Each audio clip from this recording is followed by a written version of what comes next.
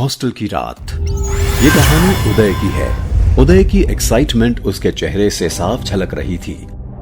पूरे 1 साल तक कॉलेज के स्टडीज फ्रॉम होम मोड में फंक्शन करने के बाद आखिरकार वो दिन आ गया था जब उदय को अपने कॉलेज को ऑफलाइन मोड में एक्सपीरियंस करने का मौका मिला। उदय ने पुणे की एक कॉलेज में एडमिशन लिया था। गांव से पुणे का सफर उदय के लिए कई भावनाओं से भरा था। उसके पेरेंट्स ने उसके रहने के लिए एक बॉयज हॉस्टल चुना। एक अच्छे मोहल्ले में बना वो हॉस्टल उदय के रहने के लिए परफेक्ट था। कुछ ही समय में उदय अपने सभी रूममेट्स के साथ घुल मिल गया। वे लोग पढ़ाई के साथ साथ खूब मस्ती भी किया करते थे। उदय ने अपने पहले साल में एक सब्जेक्ट का एग्जाम मेडिकल सिचुएशन की वजह से मिस किया था, लेकिन उस सब्जेक्ट में पास होना कॉलेज के अगले साल में प्रोसीड करने के लिए बेहद जरूरी था। इसीलिए उसी सब्जेक्ट की री एग्जाम के लिए उदय एक रात अपने कमरे में अकेला बैठा पढ़ रहा था।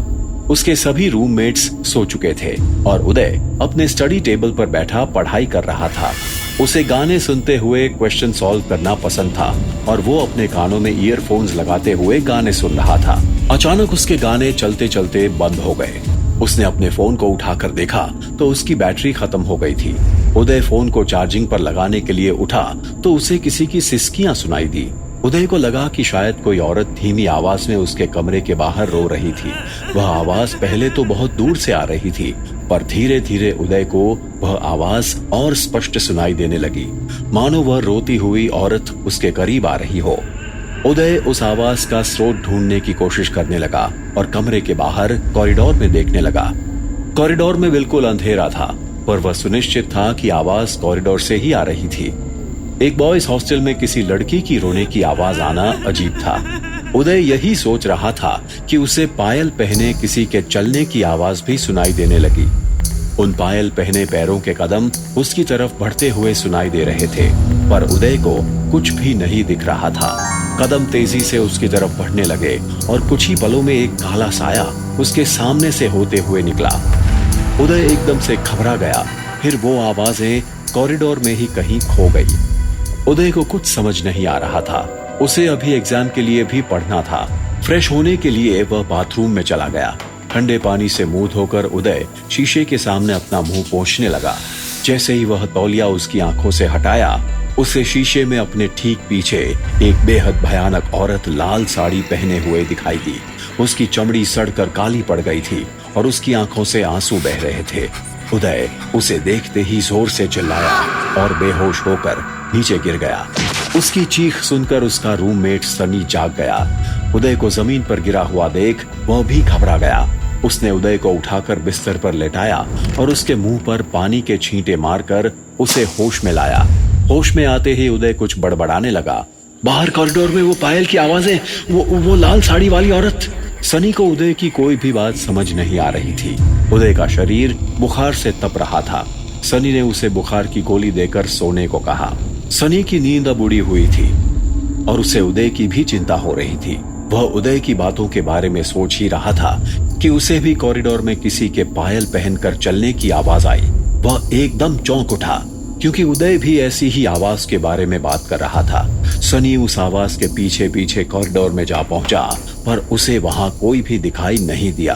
कॉरिडोर के अंधेरे में खड़े सनी को अभी भी पायल पहने किसी के चलने की आवाज आ रही थी और वह आवाज तेज होती जा रही थी। सनी बहुत डर गया और वहां से भागकर वापस अपने कमरे में आ गया। कमरे में घुसते ही उसने देखा कि उदय बेड पर नहीं था। उदय आखिर इस बीमार हालत में कहां चला गया? इतने में सनी को फिर से कॉरिडोर में एक आवाज आई। उसे लगा कि शायद उदय उसे कॉरिडोर में ही ढूंढ रहा होगा। वह जैसे ही बाहर गया, उसे सामने से उसके तरफ बढ़ते कदमों की आवाज सुनाई देने लगी। कदमों की आवाज तेज हो रही थी। तभी उसके कंधे पर एक हाथ आया। सनी की हार्ट बीट तेज हो गई और वह झटके से पीछे मुड़ा। उसने देखा कि पीछे उदय खड़ा था। उदय, तुम यहाँ क्या कर रहे हो? सनी ने पूछा। तुझे क्या हुआ है और तू इतना डरा हुआ क्यों है? उदय ने जवाब दिया। सनी कुछ नहीं बोला। उदय ने फिर से पूछा, क्या तुझे भी वो आवाज सुनाई दी? सनी को अब कुछ समझ नहीं आ रहा था। तभी सनी को एक औरत की रोने की आवाज सुनाई देने लगी और उसके बाद सनी ने जो देखा, उसे देखकर उसकी पूरी रूह कांप उठी। वही लाल साड़ी वाली औरत अपना भयानक चेहरा लिए हुए खड़ी थी। वह औरत सनी के पास आई। उसे घूर कर देखा और कॉरिडोर के दूसरे तरफ रोती हुई चलने लगी। सनी को मानो सांप सूंघ गया था। इतना भयानक अनुभव उसके साथ आज तक नहीं हुआ था। धीरे धीरे वह औरत अंधेरे में कहीं गायब हो गई। ताज्जुब की बात तो यह थी कि उदय को इस बार कुछ दिखाई नहीं दिया और न ही कुछ सुनाई दिया। अगले दिन सुबह सुबह जब सनी और उदय वार्डन के पास यह बात लेकर गए तो वार्डन ने उन्हें बताया कि 15 साल पहले उस हॉस्टल के अंदर एक औरत की लाश मिली थी।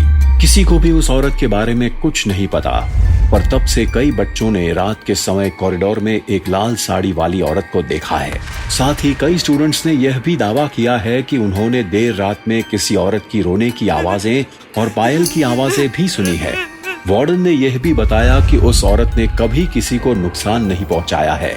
उसकी आत्मा बस उस हॉस्टल में भटकती रहती है और इसीलिए आज भी वहां लोग बिना किसी डर के रहते हैं। वार्डन की यह बात सुनकर उदय और सनी बुरी तरह डर गए, क्योंकि उदय और सनी ने जो देखा था वह जरूर उसी औरत की आत्मा थी। कोई माने या ना माने, पर उन दोनों ने उस आत्मा को अपनी आंखों से देखा था। अगले ही हफ्ते दोनों ने किसी और हॉस्टल में शिफ्ट कर लिया, लेकिन उस रात को शायद वो कभी नहीं भूल पाएंगे। दोस्तों, क्या आप ऐसे हॉस्टल में रह सकते हैं? हमें कमेंट्स में जरूर बताइए।